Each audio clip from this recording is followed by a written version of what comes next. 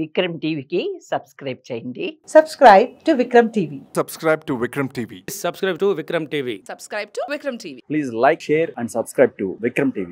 మొత్తం total AP స్టేట్లోనే drugs లేకుండా drugs మాఫియాని drugs ఏదైతే ఉందో అవన్నీ మొత్తం ఎక్కడ కనిపించకుండా చేస్తారని అంటున్నారు. ఇది సాధ్యం అవుతుందా?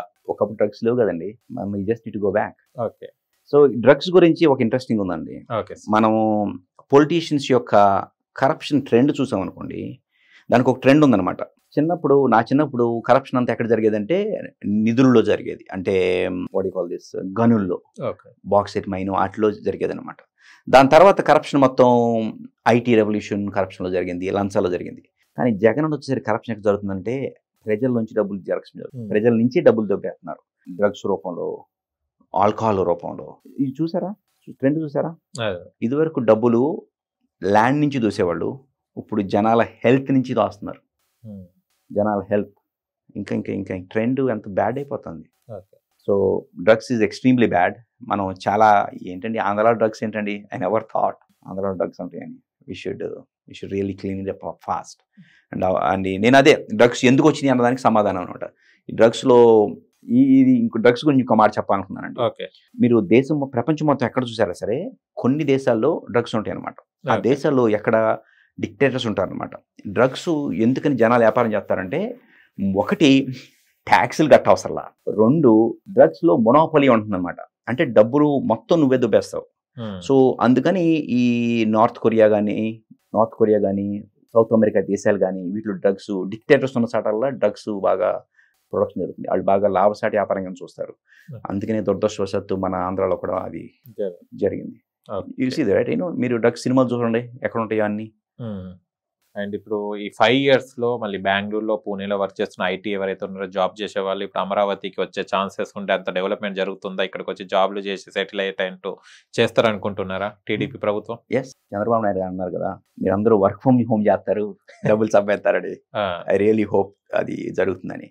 వస్తారండి అందరూ. Nobody wants to go far away and work. ఎవరికి, నేను కూడా ఆపర్చునిటీస్ కోసమే వెళ్ళాను అమెరికా దూరం. ఓకే, అన్నీ ఇక్కడ ఉంటే నేను అక్కడ వెళ్ళేవాడిని కాదు కదా. నాకు అవకాశం వస్తే వెనక్కి వచ్చేస్తారు. Of course. ఓకే, అందరూ బెంగళూరు నుంచి కూడా అలాగే చేస్తారు. ఓకే, అంటే జగన్ గారి స్కీమ్స్ వల్ల అంటే ప్రజలు బాగుపడ్డారా లేకుంటే వైసీపీ నాయకులు బాగుపడ్డారా సార్? దీని మీద చాలా మంది క్వశ్చన్ వేస్తుంటారు, చెప్తుంటారు. మీ ఉద్దేశంలో ఏంటి సార్? నేను స్కీమ్స్ ఫ్యాన్ కాదండి. ఓకే, డబుల్ స్కీమ్స్ ఫ్యాన్ కాదు. ఎందుకంటే దీనికి ఒక కథ చెప్పొచ్చు. చెప్పండి. ఆ కెమెరా ఎంతో చాలా నాకు లెంగ్త్ అయిపోతుందేమో.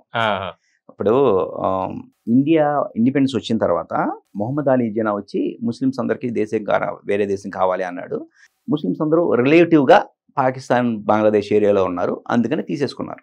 తర్వాత అంబేద్కర్ గారు దళితులకి ఎలా న్యాయం జరగాలి అని ఆలోచించారు. దళితులందరికీ సెపరేట్ కంట్రీ ఇవ్వలేరు కదా, అందరూ డిస్ట్రిబ్యూటెడ్ ఉన్నారు, ఇవ్వలేరు. అప్పుడు అందరిని అనమాట దళితులందరికీ ఇది ఎందుకని, దళితులకు న్యాయం చేయడం కోసం అందరికీ డబ్బులు పంపించేద్దాం అన్నారు. అంబేద్కర్ దానికి ఒప్పుకోలే, ఎందుకంటే ఆయనకి తెలుసు డబ్బులు పంచింది కానీ డబ్బులు పోతాయి అని. అంబేద్కర్ గారు రెండు PhDలు ఉన్నాయండి ఆయనకి. Is a great candidate. అప్పుడు ఆయన ఆలోచించి రిజర్వేషన్ అనే స్కీమ్ తీసుకొచ్చారు. కింద నుంచి పైకి తీసుకెళ్లాలంటే డబ్బులతో తీసుకెళ్ళాము, ఆపర్చునిటీతో తీసుకెళ్తాం, అవకాశాలతో తీసుకెళ్తాం. సరే ఆలోచించండి, మనం అవకాశాల కోసం చూడాలి, డబ్బుల కోసం కాదు. అంటే మీరు ఎవరు బాగుపడ్డారు సార్ దీని మీద, ఈ స్కీమ్స్ చెప్పండి? ప్రజలేమో మాకు ఇచ్చారని వాళ్ళు సంతోషపడుతుంటారు, కొంతమంది ఇచ్చిన డబ్బు మళ్ళీ ట్యాక్సెస్ రూపంలో ఇలా తీసుకుంటారని చెప్పడం జరిగింది వినికిడి. ఇది ఎంతవరకు నిజమే కదండి? డబ్బులు మ్యాజిక్ ట్రిక్ లా ఉంటుంది. ఇచ్చినట్టే ఉంటుంది, కింద నుంచి తీసుకుంటాం అనమాట. ఇచ్చినట్టే ఉంటుంది, కింద నుంచి తీసేసుకుంటాం. ఇచ్చినట్టే అంటే ఉంటుంది, కింద తీసుకుంటాం. కానీ మీ బ్యాంకులో చూసుకుంటే డబ్బులు ఎక్కడ ఉండవు. డబ్బులు ఏంటి ఉండమాట, ఏంటి ఇచ్చినట్టే ఉందా అన్న డబ్బులు ఇస్తున్నాడు, మీరు లేదనుకుంది.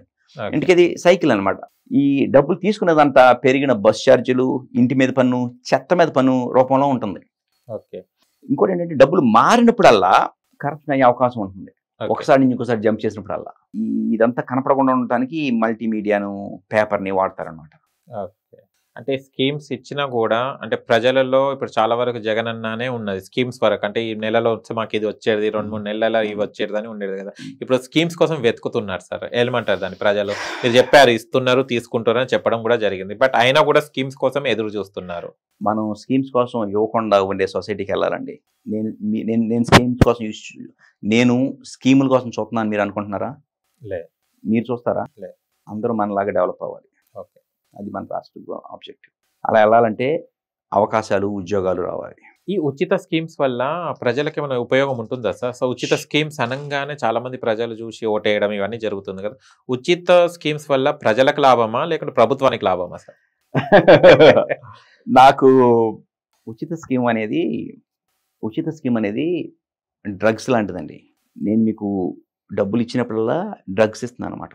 ఓకే. ఈ డ్రగ్స్లో ఉన్నప్పుడు ప్రపంచంలో ఆనందంగా ఉంటారు. మీకంటే ఆనందకరమైన ఎవరు ఉంటారు డ్రగ్స్ తీసుకుంటే షార్ట్ టర్మ్లో. ఓకే. కానీ అది తీసుకుని కొంది ఒక సంవత్సరంలో జీవితం మిజరబుల్ అయిపోతుంది అనమాట. సో ఉచిత స్కీములు టెంపరీగా పనికొస్తాయి. For example, okay. వరదలు వచ్చినప్పుడు ఉచిత స్కీములు కావాలి. వరదల్లో వీళ్ళు మర్చిపోతే రైతులు నష్టపోయినప్పుడు ఉచిత స్కీములు కావాలి. లేదా ఒక సొసైటీ ఉంటుంది, రైతులు బిజినెస్ పాడైపోతున్నకి వాళ్ళని సేవ్ చేయడానికి ఉచిత స్కీములు రావాలి. అది నా ఉద్దేశం అండి. ఓకే. సో మనం ఒక సొసైటీగా ఒకరోజు ఉచిత స్కీముల మీద ఆధారపడకుండా ఉండే సొసైటీ కావాలి మనకి. మనందరం దానికోసం పనిచేయాలి. ఇప్పుడు సిబిఎన్ గారు కూడా కొన్ని ఉచిత స్కీమ్స్ పెట్టడం జరిగింది. సక్సెస్ చేయబోతుంది. అండ్ ఉచిత స్కీమ్స్ వల్ల ప్రజలకు ఏం లాభం ఉంటుంది సార్? అంటే ఆయన ఈ బస్సు ఇవన్నీ ఉన్నాయి, కొన్ని పెట్టారు, చేశారు. కానీ ఐ హోప్ ఆయన వాటి మీద చేస్తారని. కానీ నా దృష్టిలో లాంగ్ టర్మ్లో ఆయన కూడా ఇదే లాంగ్ టర్మ్ లీడర్స్ ఎప్పుడు ఉచిత స్కీమ్ల మీద పడరు. వన్ స్కీమ్ అనేది ఒక డ్రగ్ లాంటి వ్యసనం ఇస్ ద రైట్ వర్డ్. నేను చెప్తున్నా, వ్యసనం లాంటిది అనమాట. ఒకసారి మనం పడ్డామంటే ఇంకా దాన్ని తీసుకుంటానే ఉంటాం. వ్యసనాన్ని బయటికి సిగరెట్ మానేయటమే కష్టం. ఉచిత స్కీమ్ మానేయటం అంత కష్టం అండి, చాలా కష్టం.